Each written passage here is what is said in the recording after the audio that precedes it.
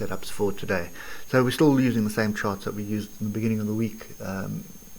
Haven't really managed to get anything out of them. I think most of my trading has been on the S&P and the Nasdaq this week. And there is a reason for it, and I'll run through it for you at the moment. But you can see the past, this week and last week, pretty much range bars and no real direction. Okay, so we're on the weekly at the moment on Euro USD, and you can see weekly price action at a weekly level. There's really nothing going on. As soon as you start drilling down to sort of the 8 hour, you can see what I'm talking about. We are still very much range bound.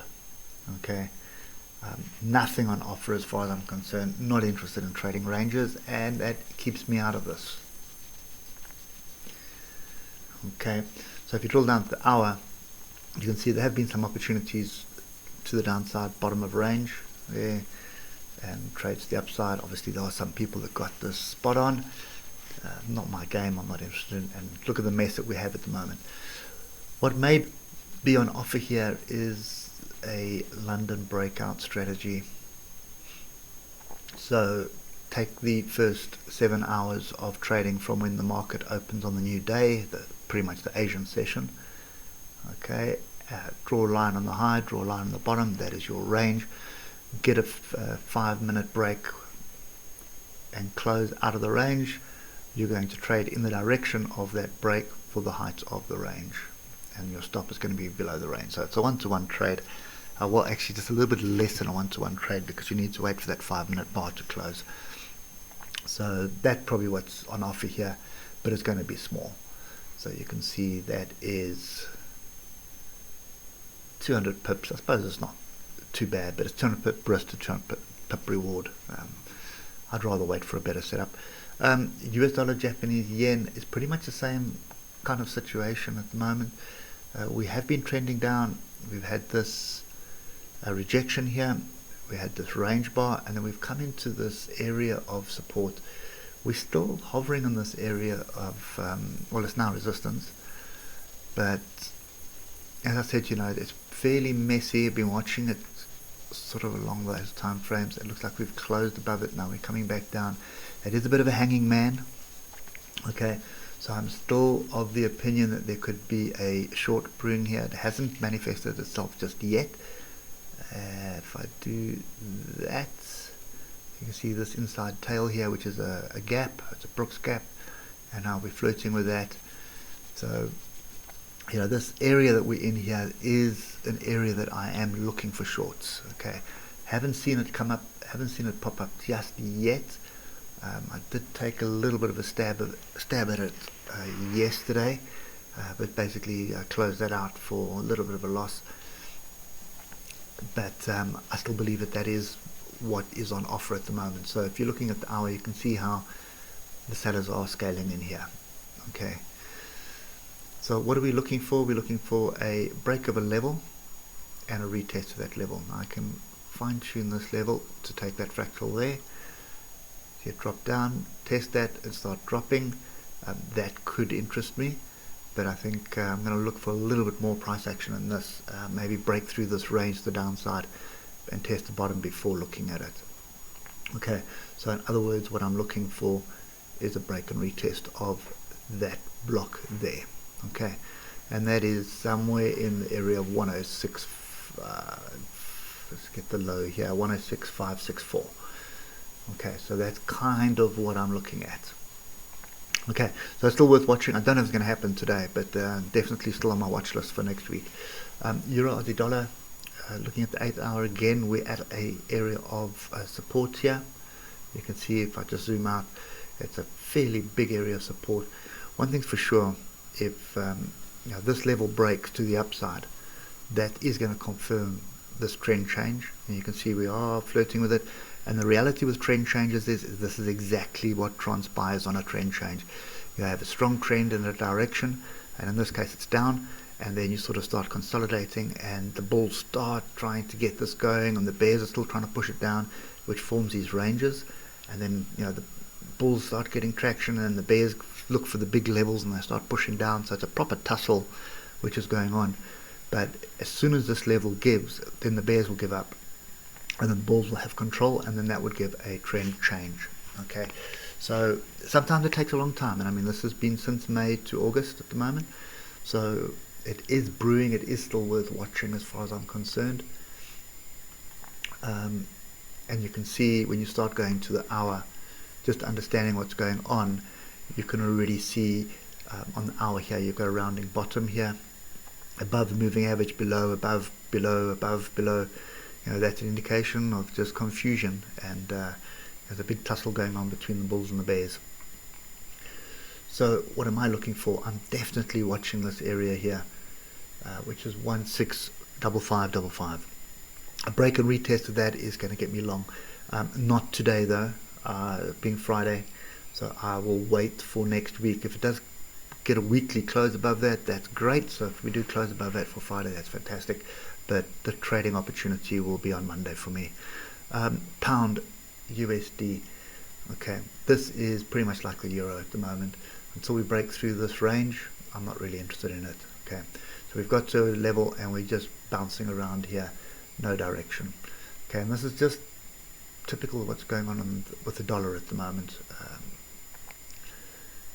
Okay, so looking at the hour, you can see when you get this kind of situation above and below the moving average, remember this is a 33 EMA, I stay away from it because that just indicates indecision and confusion.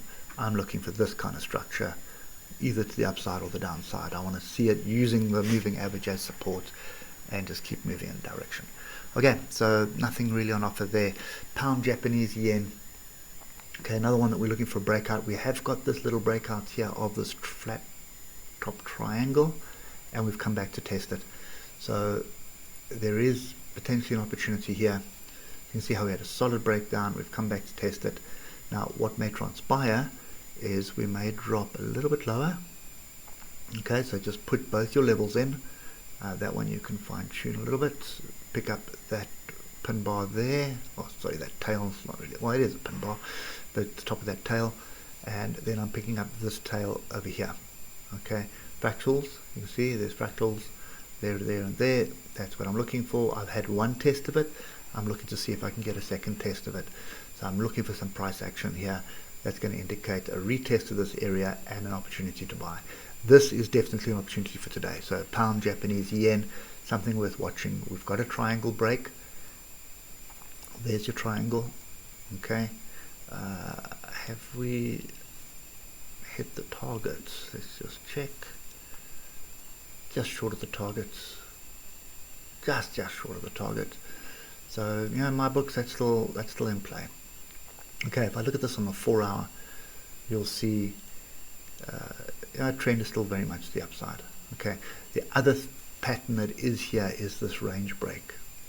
Okay, now just in saying that, there's my range, break, retest, up. So we may also come back onto this range. Okay, if we do come back that range, this range is still a target as well. Now I'll give you those targets now. We'll get back on the hour for that. Let's just put this range in. There we go.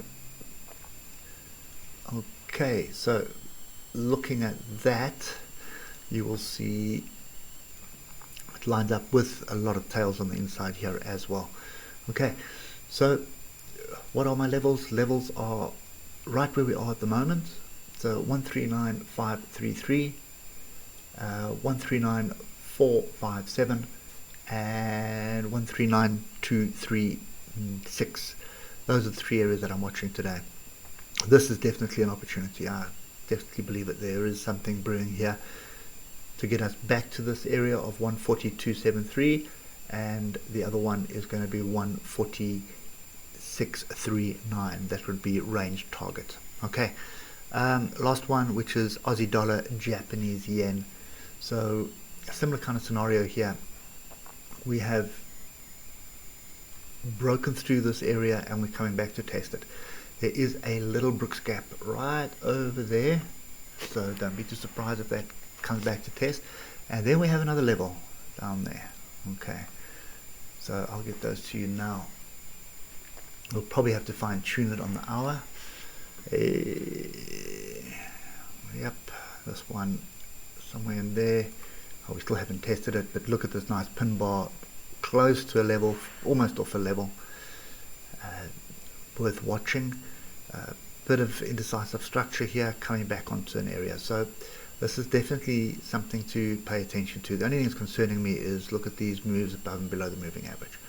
So this is looking pretty interesting. We'll see what happens during the European session, but this is an area that I'd be looking to buy. Okay, I'd also look to buy a little bit deeper down in this area here. Okay, so that's 76218. This is 76265. That's the area that we're looking to buy, and I just want to get a Fibonacci on here because this does look suspiciously like we're looking for a Fibonacci level. Okay, so lo and behold, the 50% is pretty close to this area, and the 61.8 is fairly close to this area here. Okay, so that would mean, if I can just get rid of that for you, that would mean we have a measured move on offer. Take it like that, and if this, I think we're going to have another retest to the downside, but anyway. So that's kind of the trade that's on offer right now. If we just pop across the 4 hour, just have a look at this. So the reality is trend is up. We are using the moving average as a support at the moment. So looking for a little bit more consolidation down. Okay, looking for us to come into 76 to 18 area. Then there are two levels you're looking for. I suppose that one has been tested already. But anyway, let's just be conservative here. So your first area of take profit is 76,747. Get through that, then you're looking at 77,119. So typically what can happen, and I'm going to do this on the half hour just for illustration purposes. So we've got one pin bar here off a level, looking for another, either an inside bar, pin bar or something. I'm just looking for a second bit of structure off the level, and I want us a little bit deeper as well. But anyway, so pull back down here. So we would rally up to this area, pull back into one of these, well, not this side, but look inside here. Look how congested it is here, so you more than likely find an area around there. So rally past that, test the high, come back, find support here, and then go and meet your target.